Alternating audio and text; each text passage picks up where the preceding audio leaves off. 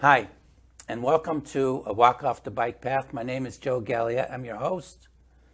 And today I am going to introduce a man to you who has spent his entire life and dedication to the betterment of children, more specifically, children with autism, ADD, Asperger's, blindness, body burns, and those who do not learn well in traditional classrooms.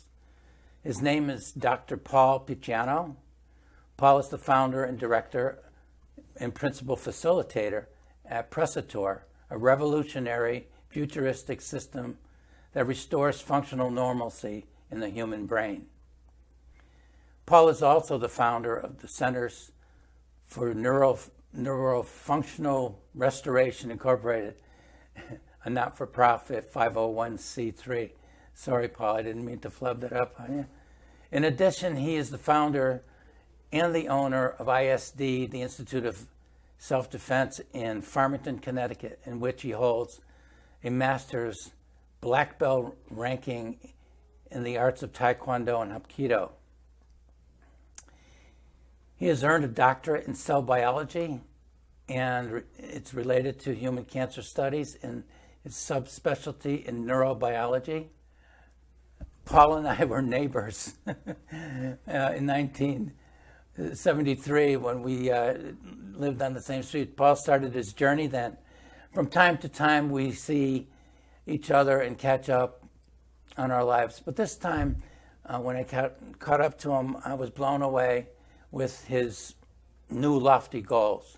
So much so, I wanted to help him spread the word. And he is the inspiration for my show. I found it fitting then that he should be my first guest and my first story. Paul, welcome, and thank you for motivating me to launch this walk off the bike path. And so, let me ask you right off, according to an article I read, it was a blog by the Science of Learning, 1 in 68 children in America are born and diagnosed with autism. That seems high. And it went on to say that they even suspected it was hereditary. Do you have a comment on that? What is your take? Well, first of all, thank you for inviting me to do this. This is very exciting. And we are getting the word out with what this new thought process is. It's a breakthrough perspective on education and medicine. As far as the issue of hereditary, I think it's a thought. I don't think that there's evidence of that. Frankly, I would see it totally differently. And not to challenge my colleagues out there, most of things these days in medicine are very oriented towards genetics. I understand it's a really hot field. A lot of very good people I know are in genetics. At the same time, most of medicine, if not all of medicine, pretty much orients towards pathology. But the Picciano program has a totally different look. We see it as development. Picciano, let's start there. What's the word mean? Well, Picciano is a registered trademark that I developed with a really close colleague. Tore comes from the word restore, and pressa is the Italian word for grasp on awareness. And frankly, what the Picciano program does is it reinstills or restores the awareness of a person's mind, brain, to undergo full development, complete development, fill in the gaps of development, and through this we're able to address a lot of different areas that previously were totally unapproachable by traditional current medicine. So your current attention to autism,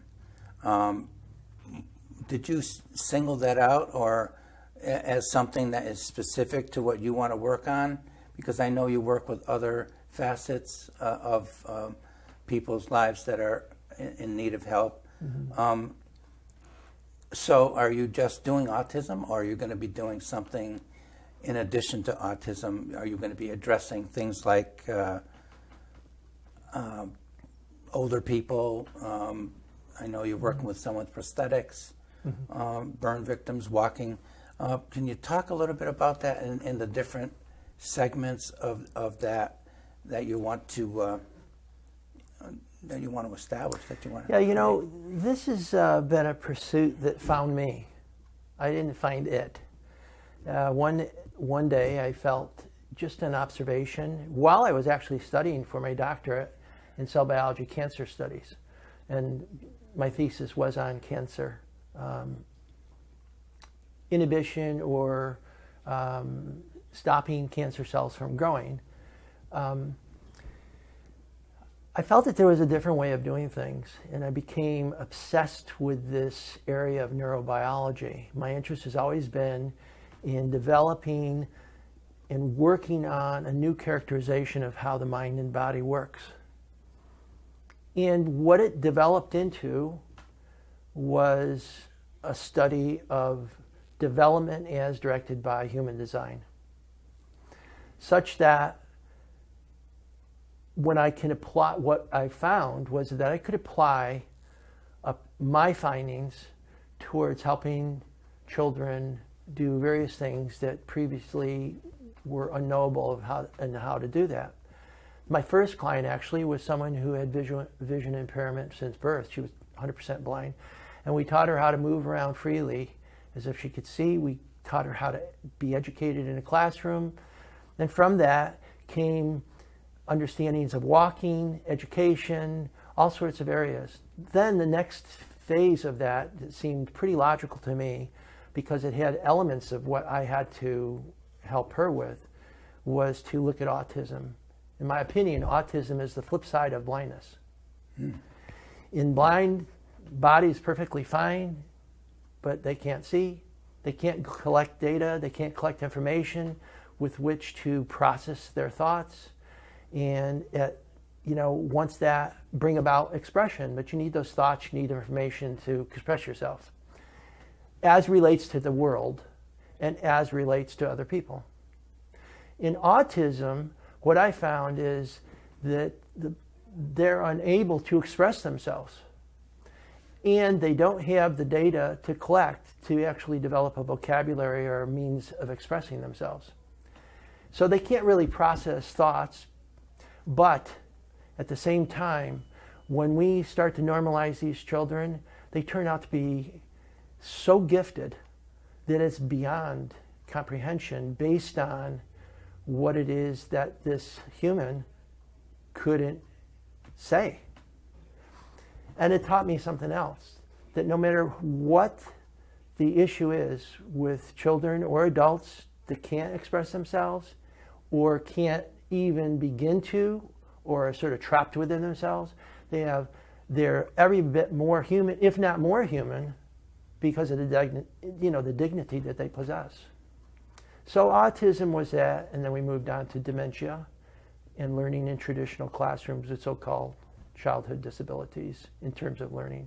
And I don't know if that answers your question, but it's a broad range because it works off of development as directed by the design of the human. And that brings me to the question of ISD and why, you're a martial artist, a grant one, by the way. Thank you very much for that. But you're doing everything out of the Martial Arts Academy right now. And is there plans for something grander, bigger than that? Just, you're working through martial arts. And why is that so important? That's really a great question. And I got involved in martial arts soon after. Well, first of all, I've always been interested in martial arts from the age of 11, which was a number of years ago. And I was always interested in martial arts and intrigued. I didn't know why, but I found out why. There are certain elements of human development that are extremely important. One of them is movement. Movement is expressed by the body. And if I can step back just one step, in martial arts, in authentic martial arts, where there's a true philosophical basis, I was able to put together thoughts on this human design, about integrating the human design. And my first inquiry was, how does the mind and the body bring about movement and thoughts as a team? How did the mind and body work together? If you look at the mind, the brain, and the body, those are the three components of humans that are extremely unique. And the mind, on the other hand, can be self-enclosed. We know that with children with autism, for example, or dementia. What's needed at an early age is development of the body. And based on what I've seen, the body then develops the brain, and the brain takes over to act as a go-between between the mind and the world. So the body is really the outer shell of the person, and that body is important. Now, having said that, mechanics of movement, something that I've really worked out to a great extent through martial arts, is the thing that triggers the body. And in fact, for infants who have no problems, they use their body to trigger their brain, to start recognizing things, and their mind to start developing. As a result, mechanics of movement is very important, and there's nothing better than martial arts to do that, because with the approach that I use, which is very, very authentically Chinese, philosophically as well as movement-wise, I was able to discover the patterns of movement and put together those movements so that they integratively brought the whole person together. So I found martial arts not only intriguing from a personal standpoint, from self-defense, but mostly because it gave me the key to bring about and help people to bring about their humanity. This has to do with autism, blindness. This has to do with learning in school. And lastly, an area that we're just entering into is dementia, where people actually regress from development. And we find that that type of movement is lost, and when we start to instill it, people start to get back to where they used to be. And as a result, all of this finds a basis in movement, which is a result of development according to the principles of design. I've been in your classes, and I've noticed that you have also integrated from white belts to black belts, all in the same class, doing very fundamental things. And the fundamental things that I'm seeing that you dwell on is walking. Is this what you're talking about? Is it fundamental then for the human brain to really get back to walking correctly? Is that it? Yeah, well, walking and talking are the two unique characteristics of humans. Not that other, animals certainly walk. I have to learn that myself, the talking part. and the speaking part, which you regret that I know too well. Yes. I like it. But the speaking and walking are two very, very specific human characteristics as relates to humans. And both demand the entire body to be functioning at the same time. To walk is an extremely, extremely complex activity. You could be sitting in a wheelchair and you can be speaking perfectly fine. But to walk is very difficult. So it becomes a basis, a fundamental cornerstone. And it's through the direction of the body, through the mind-brain component, that people can become aware of their entire selves, and through those mechanics, build themselves up even more than otherwise. I'm going to be a testimonial for you right now, because one of the things I'm excited about that you've done for me was I've had surgeries and in the past 5 years, and left me with some really deficits, some real deficits in the way I used to be. And one of them was an extremely weak knee and pain in the knee, and I was starting to limp, and I can't walk really well, and this is when we kindled our friendship again, or our relationship, or our time, like we do from time to time. But you said to me, you can help me with that. And in 5 minutes, you corrected my stance, you corrected my foot, you corrected my knee, and immediately I felt better, and I can't thank you enough for that. And so I've been walking the way you've taught me, I've been climbing stairs the way you've taught me, and it's made a tremendous difference, and it did it in 5 minutes. One of the other things I want to mention, again, thank you, but one of the things I wanted to mention is that because I started working with you, I got into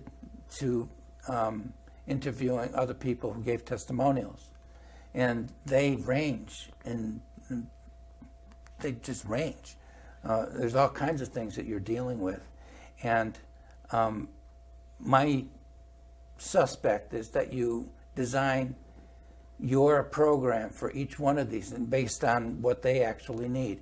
Is that not true? Yes, that's totally correct, because if you have a template, as I develop my understanding of design in how the body works to perform a particular activity, whether it's thought formation, whether it's movement of body, whether it's getting rid of a particular expression and so on, or putting in a particular expression. Understanding the full design and how everything works then allows me to take a look at each individual. And I say individual because everybody is so specifically an individual. And then custom make a program just for those individuals to say, okay, for you, this is missing, but for you, that's missing. Whereas at the same time, everybody may have the same principles of movement that they have to attain or adhere to. Everybody has their own mindset that interferes with that, or their own pains, or their own habits, or their own behavior patterns, which then has to be unraveled. So in working with these movement mechanics, if you will, I'm able to then say, well, look, this is the way you really have to be seeing this. And of course, everybody has an opinion. We don't know really, if I were to ask you, how do you walk? Or anybody, if I were to ask you out there, how do you walk? Can you tell me really? And I'm somebody from Mars, and I've never walked before because we don't walk on Mars. But now I'm here on Earth, and I would really, really like to know how to do that. What do you tell me with no experience or history in walking?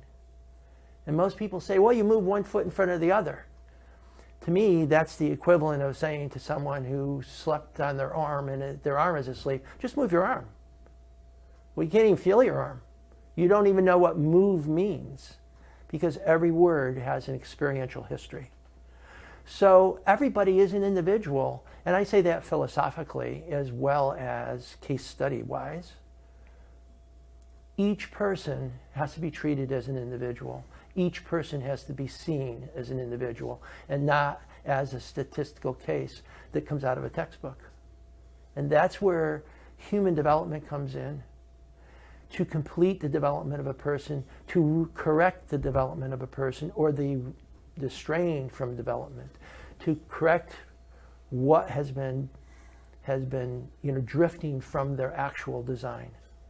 And when we do that, people not only say, wow, I can't believe that this is taking place, but what they say is, I can't believe how I feel about myself, because the body affects the brain affects the mind affects the body, and vice versa. It's an integrative whole. It's not separate in a utilitarian way. Well, the brain must be really sick because the person's not walking well. Right. Always going to pathology is the wrong approach to this. There is pathology, to be sure, but then there are ways of getting around pathology too. There's the way the mind can affect the body through psychobiology. And those are the types of things we do on an individual basis. There are so many well-meaning people out there doing what they think is, good for their cause, whatever it is, be it autism or be it whatever.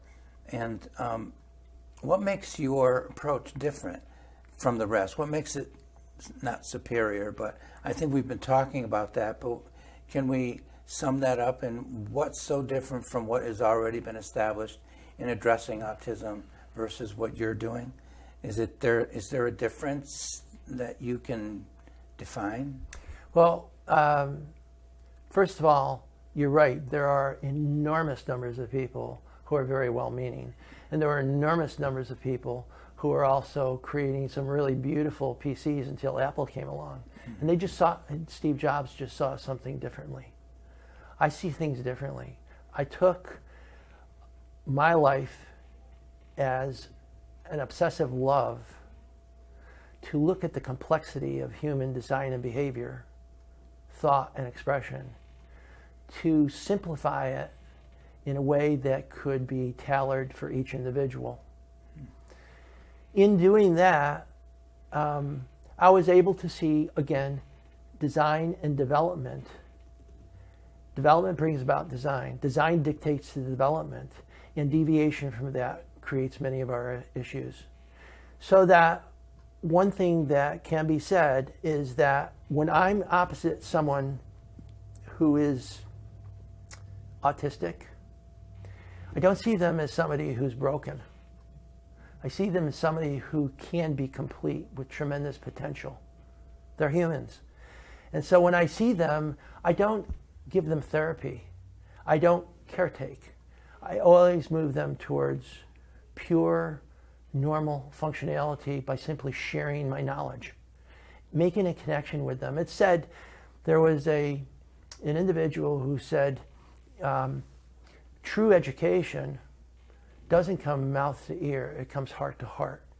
And in dealing with children, especially with autism, Down syndrome, these people have the biggest hearts because they're pure, unfiltered love. That's all they know.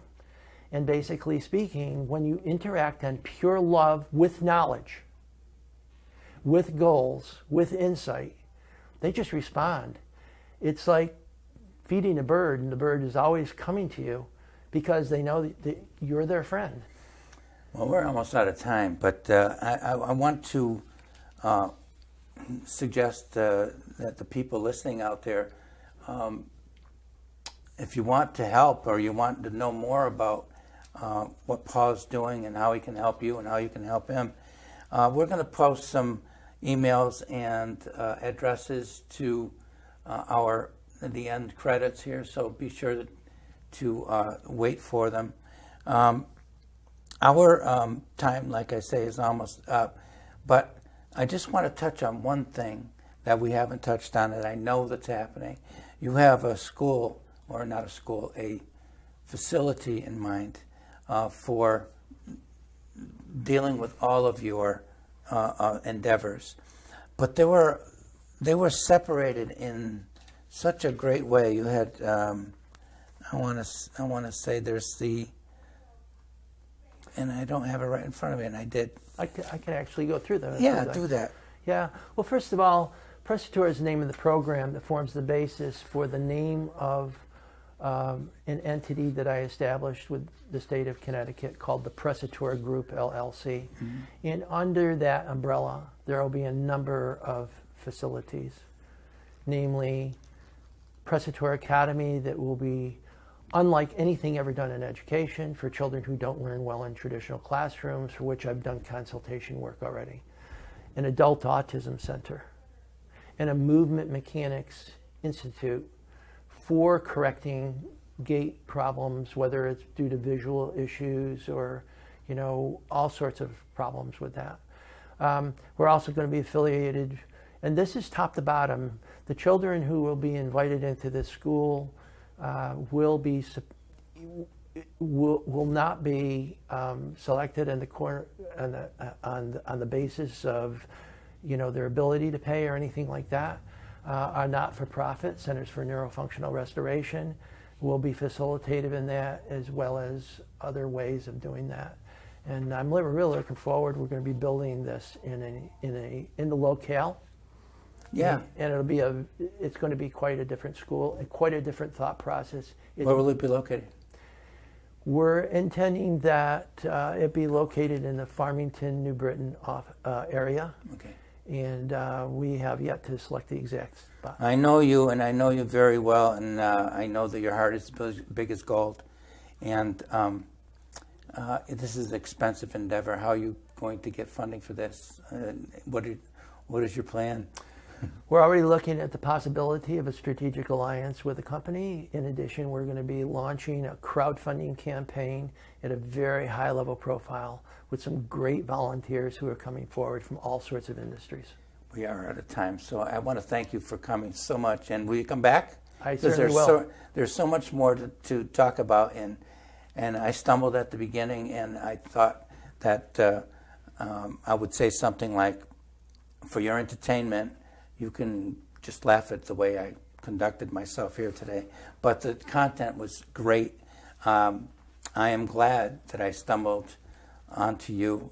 And folks, if you're out there, you want to know more about it, like I said, check the link below. And if you want me to know something more about something you have in mind that you want me to bring to this table, please contact me at mine. And in the subject of both those emails, his and mine, would you put SCTV and dash ISD for him, and SCTV and dash WOBP for me?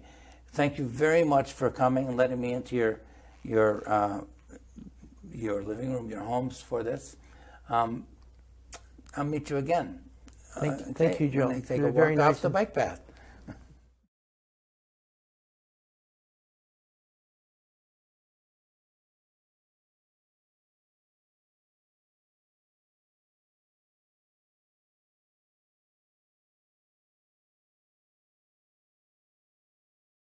Funding for Simsbury Community Television is provided in part by contributions from viewers like you. Thank you.